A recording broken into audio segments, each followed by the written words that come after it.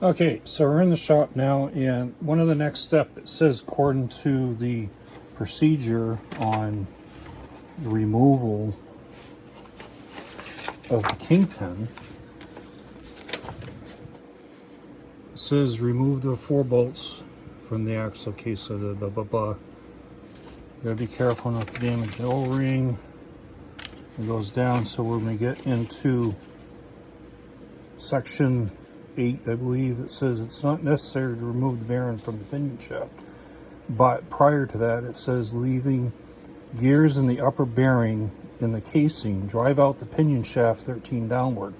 So what they're saying is that they want to take and get the pinion shaft or the Kingpin out from the bottom. So this, what they're saying is this whole assembly here doesn't have to come off because this is loose. So one thing I did do was when I was pressing in on this, I found out that this pinion gear was hitting the housing, and so I just stuffed the rag in there underneath there between that and the housing just to give it a little cushion because I don't want to damage the teeth as much as possible. So what I ended up doing is that I thought I might be able to pull the bearing, but I couldn't get down inside the inner part of it, and this is the outer ring that sits in there. That's part of the thrust bearing assembly, which is that guy over here. So you don't necessarily have to take this off separately. You could just, if you have a setup like this, this would be the easiest thing to do. If you have help and you do have a press, like I got a nice press over here, but the problem is that this thing is very heavy. It's very awkward to set up. And probably when we go to assemble this, I'll have to use the press in order to get that bearing seated back into play. Now, there's also in between here, I believe, there's shims or some sort of alignment. You don't want to make sure you lose any of those because that's part of the setup when they got this from factory for all the pieces to match up and everything. So right now, we're going to go ahead. And I just basically had a Harbor Freight, just a regular bearing puller kit, and I ended up using just the mounting portion of that. And I went down to the hardware store and picked up some longer, I believe these are 10 millimeter 125 thread bolts, and I just ended up picking a couple longer ones to get it started and use the actual housing of the unit itself to get this pin out. So let me get a cradle and we'll set you up so you can have a view and see if this works. You know, we'll find out soon enough. Okay, I gotta try to get you in the best alignment that I can so you can see what I'm doing here.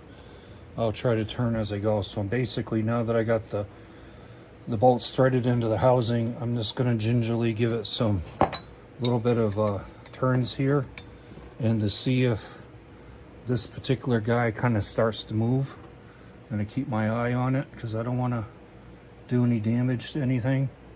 So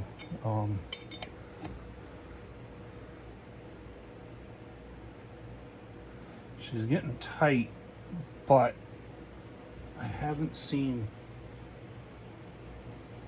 any movement yet.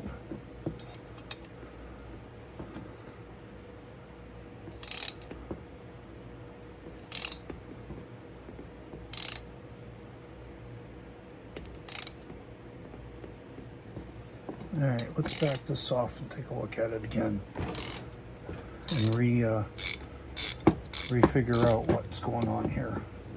I don't want to end up being pushing against something that I'm trying to push out and not, because I know I moved it a little bit by tapping on it, but the problem is that, you know, I really don't want to tap on this if I don't have to, because you could damage the housing and all that fun stuff. All right, let me see if I can figure this out, and we'll come back. Okay, let's try this again. I want you to get a better look inside here. I think what we got is that way you can see how I stuffed the rag down inside there just to kind of up against the gears, because when you start putting pressure on this, this whole assembly slides. So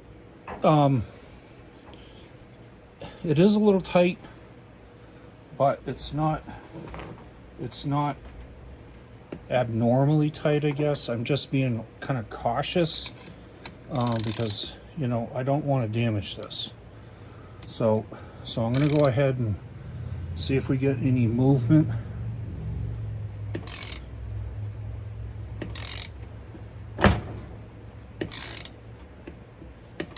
And it is moving now.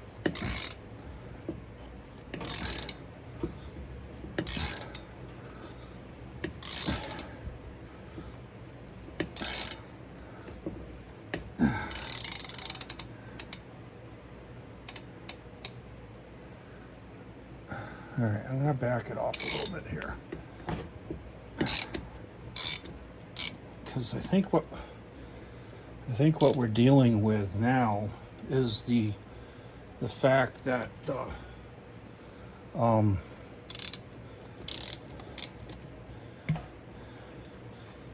pinion gear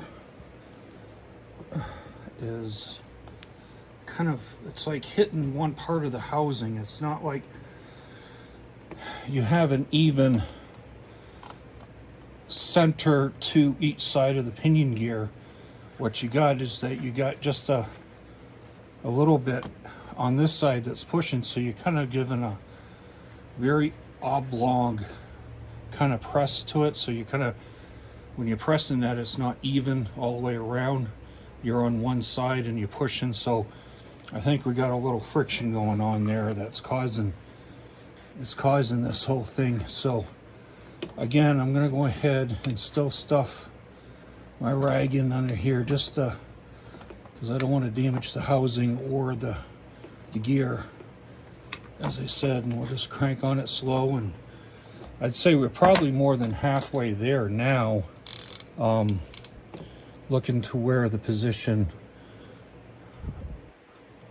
of that pin is. So let's just give it a little bit more.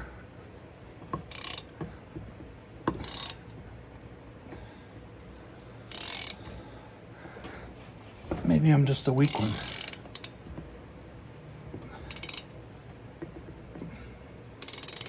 Yeah, she's getting hard now.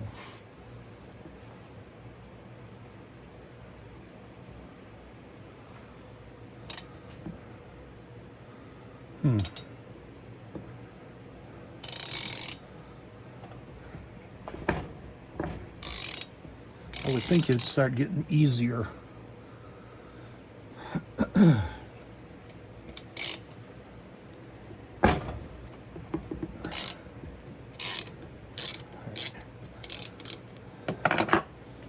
Just kind of back out, rethink this again.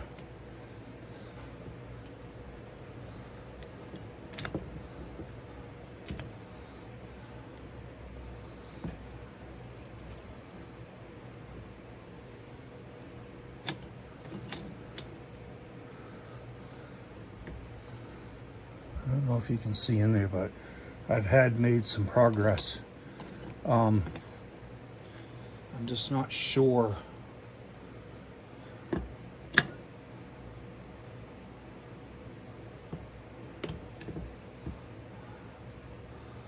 how much we have to go. I can't imagine it'd be a lot more.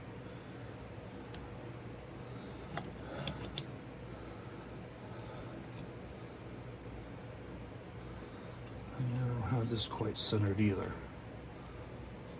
Let's try that. Maybe I was a little offset with the actual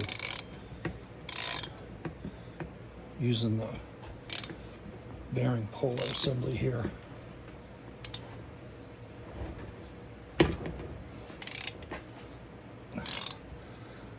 It is very awkward to hang on to.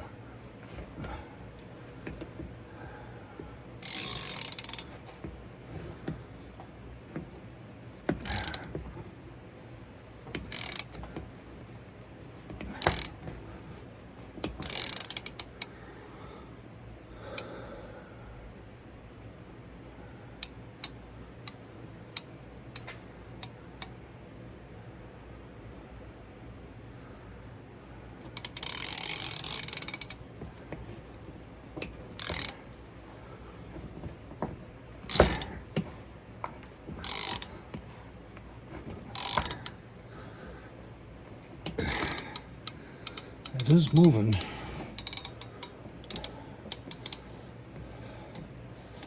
Yet I just want to be on the side of caution here with this, just due to the fact that I'm putting a fair amount of effort into this. So far, so good.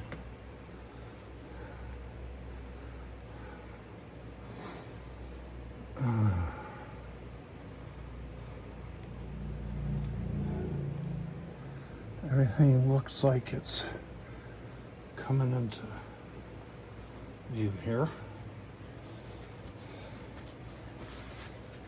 I mean, the press is probably an easier way, but I kind of like the feel of it. I don't want to put too much pressure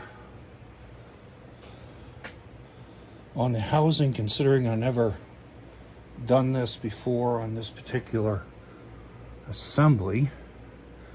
So, I mean, to look at it, I'm like right at the edge, I think, of that coming out.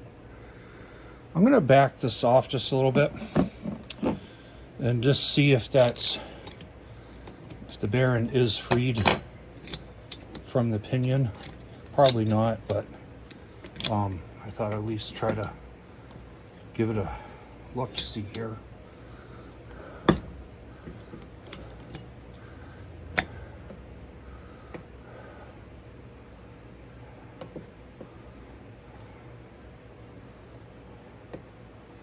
And now it's not quite freed up. So I want to get that piece of stuffing in there just to keep from the gears riding up on the housing. Kind of give it some pillow cushioning so I don't damage anything. All right, let's try it again. It's better to go a little bit at a time than go full crazy on it.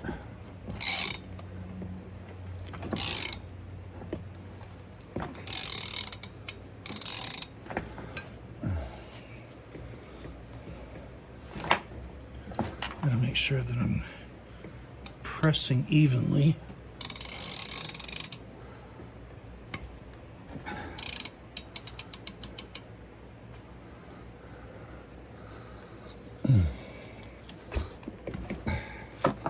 Might have to have a little,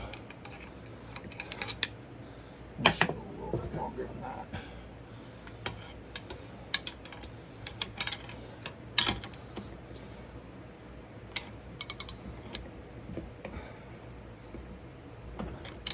Because when she goes, she's probably gonna pop.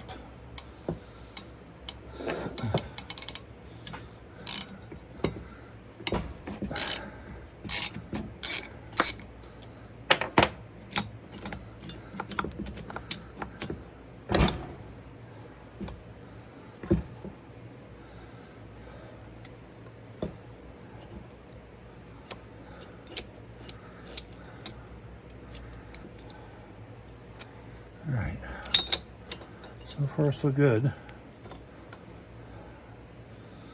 The only thing I'm really damaging is the washers on the,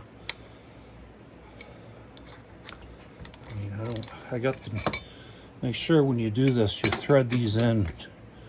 You don't want just a couple threads on there because you end up stripping the housing out. Then you have to probably go through a whole helicoil kit to refix it, which can be done. It's not that big of a deal, but still.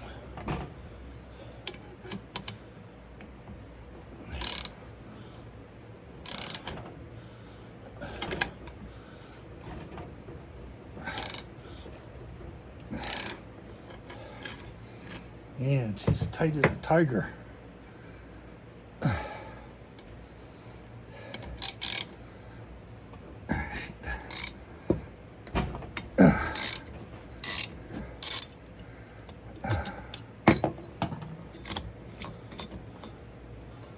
See what things look like now.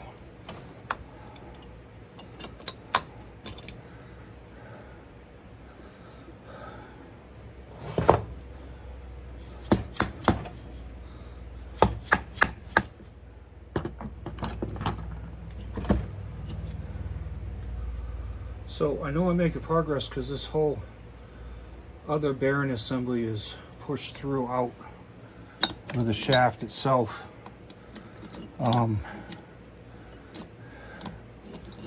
I guess you just keep trucking. Let's take it slow and make sure we're doing things right here. Still feel like my I might be off just a little bit with my bearing assembly hook up here. Let's just make some minor tweaks to it.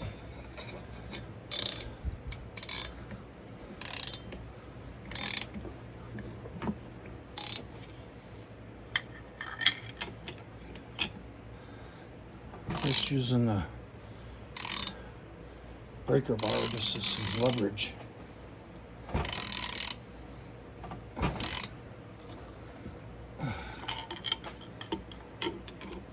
So it's for just to get things in just right.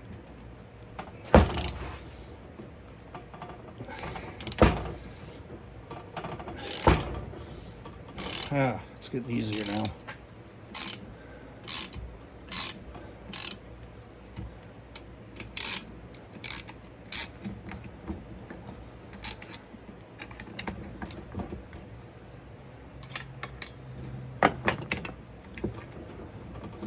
But there we go. All right. So voila, as it said, is to leave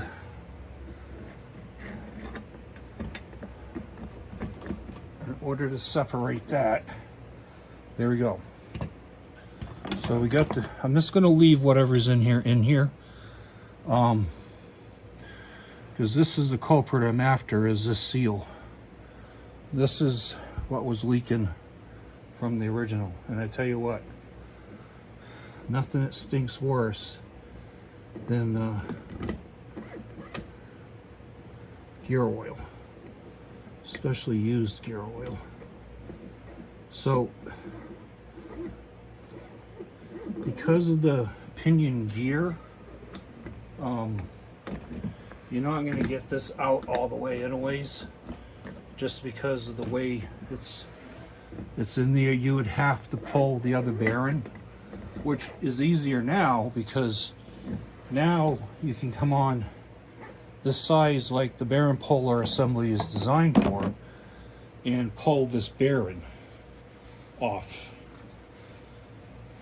the pin, or the Kingpin, or whatever you want to call it here.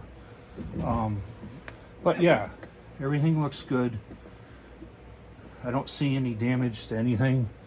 Again, take your time when you do this stuff, you know. There might be some little bit of marks inside the housing here, but nothing metal wise or anything. One thing I noticed, that it could have started leaking, because when I'm looking at, of course you can't see it, but let's see if we can maneuver you down here a little bit and see what I'm seeing. So we got some wear, I guess you would call it, wear along that.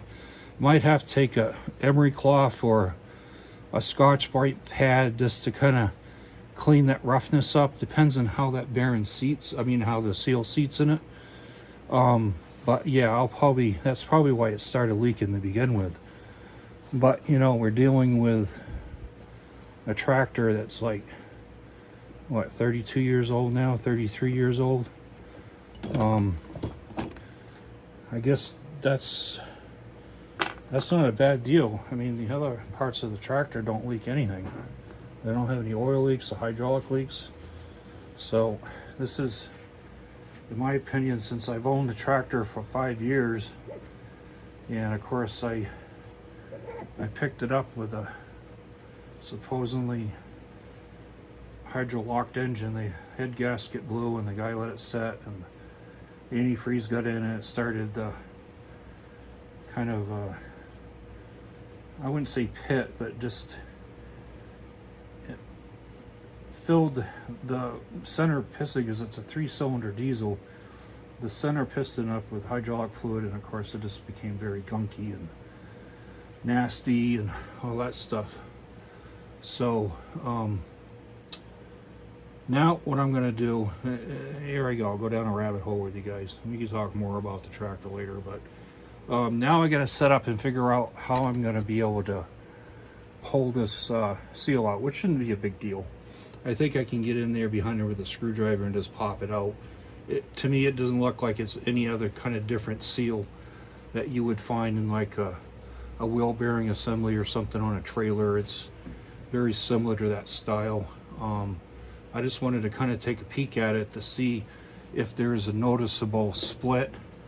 I do see some rubbery stuff coming off, so it's just probably worn out. They do that. I mean, it is what it is. So let's take a break and we'll talk some more. Okay, let's see if we can pop the seal out. I think the easiest thing is to take a hammer, get under it from the housing, and just give it a dimple. You don't want to dig yourself into the housing. You don't want to. I mean, the seal ring itself is not. It's not that. Let's try a smaller screwdriver. One of the most tools that has the improper usage, you know, is the screwdriver.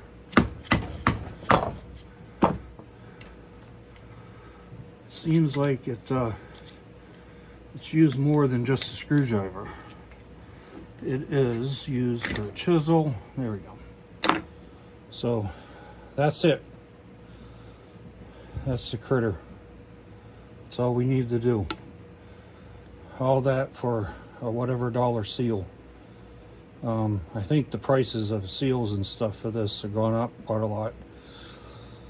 I'll have to look, see if I could pull a number, because I know if I go into the case dealership, they're a lot, $60 something a piece, and I can tell you right now that seal didn't cost no $67 to make. But supply and demand, if they're not making these anymore and there's only a limited supply in stock, that's when the prices drive up. You know, originally this, I believe, just from some trivia, that these particular case tractors were made by Mitsubishi anyways. I noticed that when I took things apart outside, I was using the standard sockets and stuff, but once I got inside, I realized that, oh, these are metric. And once I realized that, when I went down and got the bolts for the housing here for the top bearing assembly, these are metric. These are M8 125 pitch on the threads and however millimeters long. So I kind of felt like the sockets that I was using to disassemble things are tight enough, and I guess that maybe they design it that way so you can use a standard wrench, but when I put it back together, I'm going to use the proper metric socket or whatever. And you know, again, I would recommend getting a repair sheet. You could probably just go online and get it as a PDF and download it. I have the original when I got the tractor, and the guys gave me all the manuals for it. So I was pretty lucky. I just went ahead and scanned everything in and made a PDF. That way I can just print it out when I need it and get grease all over it, and when I'm done with it, it goes in the recycle bin. Okay, folks, we're gonna take a break now because I imagine it's right around that lunchtime, and we're gonna come back and see what other things I got to tell you, and you know, parts wise and stuff. Luckily for me, I'm going down to get another kind of a broken up piece and tractor, the same thing, the 275. This one I'm picking up is a 92 for parts. It has the pretty much the whole rear half, the front axle assembly. It doesn't have the engine and probably the dash and all that, but at least I got the major stuff, you know, anything that could break. I'll have a spare for, because again, these good tractors, I mean, you gotta give the Japanese credit. Mitsubishi, I got a Mitsubishi card and I never had to do anything to that other than just regular maintenance on it. Japanese stuff, they know what they're doing. Unfortunately, we're getting a lot of China crap in here that, you know, it is what it is. Sometimes you just have to go with what you can get, if that's all that's available, and probably be replacing the same seal in a few years just because of the quality of the product. You know, it just is not very good. You know, it's just the way it is. Anyways, enough of my rant. We'll probably break this up into the removal, the installation, and that way it's not such quite long video. And hopefully I'll try to a little bit be more humorous. It's always good to leave your comments. Give the other folks out there that's trying to find some of this hard to find stuff on YouTube or Facebook or, you know, whatever, that, you know, I tried to put this channel together for those DIYers in the oddities, meaning that it's odd that to have to do this, I guess, or there's not a lot of info out there. I don't want to keep reinventing the wheel. There's enough people online that makes a lot of videos for this sort of thing, but I tried to just put my 2 cents in for what I can't find, because believe it or not, I find a lot of stuff on YouTube myself when I want to fix something, and it's a great source to look things up. But I just want to let you know that I have to let this be for informational purposes only, and you're responsible for your own actions. So, talk to you soon. Okay, we're back, finishing up the hub assembly from my case tractor. Of course, it's been a couple weeks, and of course it's not been like that on the video, but trying to source the seal, it's not that there is only a handful of places that carry it, and I try to go through my case dealer to do it, and apparently they had some problems and the order never went through, so I wasted the whole week. So I ended up going with another case dealer. They had them in stock, and this is the seal right here. Let's see if I can get that angle so you can see it to get the information off of it. They're OEM. That's all you can get is OEM. I tried to do the measurement like with the regular bearings, seal codes that you can do to try to come up with a seal, because this is nothing more than a double-lipped nitrate rubber seal, that no different than you'd find in like a trailer bearing assembly or not. It's not a complicated seal. It's not, you know, they're like 60 something bucks a piece. They're not cheap, plus shipping. So I figured, well, I'm gonna go ahead and order 2 of them, even though the price just literally killed me ordering them. But I guess it's cheaper than having somebody do the repair myself.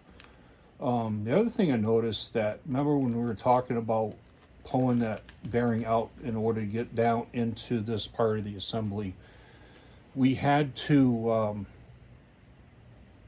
rig up some sort of puller, or basically what it is, push the Kingpin shaft down the assembly, so we could be able to get at the seal. So what I did find out is that the reason why it was coming off so hard because I know I kept saying, this is awful hard. It's because of the way the housing is on the inside. Basically, when you turn, and I'll show you here if we can kind of, I'll try to get in, maybe take a flashlight and poke in there, and that let you see what was going on. One of the things that I did notice is that you can see where, if you look right in there, there we go, right there. If you look right there, that's where the gear was hitting on. I was trying to wrap some shop towel around it just to go ahead and cushion it, but apparently I wasn't back there enough because it's on the back side of it. When you're pushing, obviously that was hitting that, pushing it as an angle. That's why it was coming out so hard, because now you put not even pressure around it and trying to push on it. And so my recommendations, if you could inside somehow make maybe a piece of wood or something just to be on this side of the gear when this is all coming apart, when this is in here and everything is coming aligned. That way, when you go and get this all back together, before you have to take it out on your own, if you can get a piece of wood running this way, at least try to even up so it's not pushing on one side opposed to the other. It might come out a lot easier. But you know, there's no serious damage or anything. It's just it is what it is, you know. I mean, when you're a shop at home and you're kind of just looking around to see what you got to use what you can. And I always had the practice that if you're in familiar territory or not familiar territory, is to take your time, think about it. Look, you know, does this make sense? Am I going to break something? Because, you know, I've broken a lot of things in the past, trying to rush through and not thinking I know what was going on when I didn't. So we're going to go ahead and start getting this together. I don't want to go into a monologue of rambling about stuff. The other concern is whether or not I was going to get a bearing for the bottom of the thrust. Now, as you can see here, when we pulled it apart, I dropped the bearing and it basically split it in half as far as the complement. So what we got is that we got the balls, and we got basically what they call a cage that goes around the balls that keeps them separated from each other, and it keeps them in a group pattern and everything. And technically, when you, in this case, where the cage did break, but the cage is really not a significant portion when it comes to this part of the bearing, because this is a thrust bearing. So when you get the two halves to come together and sandwich the balls, as long as the balls staying in their spot, in this case I can do that. Just basically put the ball together, put the two balls back in where it broke off, and once that squeezes, then that's not going to go anywhere. I suppose the only thing that could happen is that over time that plastic, where it's brittle, could end up cracking again, but I really I'm not going to worry about it, because technically the thrust bearing is one on the top, one on the bottom, and all it does is, so when you steer, it just rotates this whole hub assembly, and it just doesn't move a lot, you know, it just goes back and forth. So it's not, to me, a critical aspect compared to like when you have moving parts, like in this case where you have a regular ball bearing assembly that when you move, it rolls all the time forward and backwards, or when you're driving it, it's constant movement and stuff. So, call me cheap. Probably it's what it is. I didn't want to spend the, whatever, $35 for the bearing assembly. Worst case enough, if I had problems, I still have a parts tractor I bought That reminds me of the last time that I was on here. I didn't have that. I ended up finding it on the Facebook Market, and I'd had to drive down to New Jersey to pick it up. I got it fairly reasonable. I mean, it gives me the... I don't have an engine. It's one thing it didn't come in. So basically, you got the front end and the rear end of the tractor assembly, which is fine because if worst case scenario is I could always pull the hub off that one and put it on mine. But since I've already had this apart and I wanted to just go ahead and finish it up, and you know, since it's just a seal, I don't want to use parts if I don't have to use often. The only reason I got it is because obviously these older tractors are hard to get parts anymore. So let alone just a regular commodity like a seal or something. So we're gonna go forward and start putting this together and see how it's going to go, because I have a regular seal installer, which is an angled, you know, a tapered cup that with a little extension that you can just, you know, pound on with a hammer. But where this shaft is still sticking out a little bit, you can't do a flat.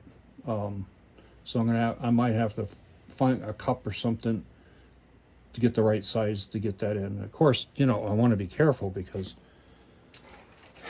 you know, we could end up getting it screwed up and end up being like this or something. When I did inspect the old seal, though, is something kind of interesting, is that it's like I don't see any damage on the seal. I'm looking all around it, and it's like I don't see where it's leaking. Then when I got it out, I realized that it was the glue between the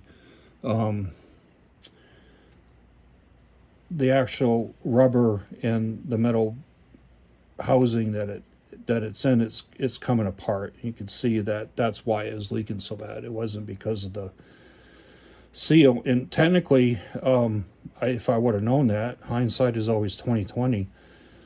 I could have just basically, before I took it out, I could have cleaned it up with some parts cleaner and probably dabbed some, you know, rubber cement on it or something. It probably would have been fine. But you're talking 30-something years old. It's just time. Just replace it, you know. I don't want to be that cheap. I mean, the only way I would have done that is if I couldn't find it anywhere, or, you know, this is it. But, yeah, it is what it is, right? So, stay tuned. This part should be just what we did in reverse, basically, okay?